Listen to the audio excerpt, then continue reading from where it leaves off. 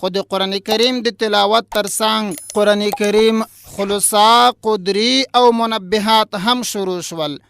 نو ټول اوریدونکي که خبر نوي په خپل مابین کې هم سره خبر کوي چې نوی قرآن کریم هم لسره شروع شو او د قرآن کریم نه وروسته خلصا، قدری، منبهات هم پیل شول.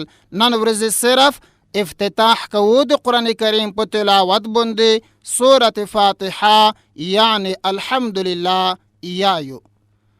بسم الله الرحمن الرحیم. الحمد لله رب العالمين الرحمن الرحيم مالك يوم الدين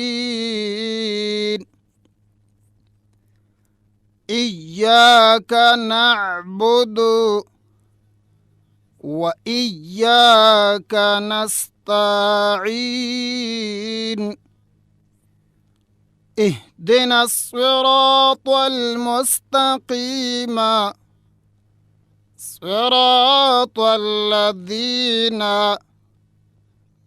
أنعمت عليهم غير المغضوب عليهم ولا الضالين.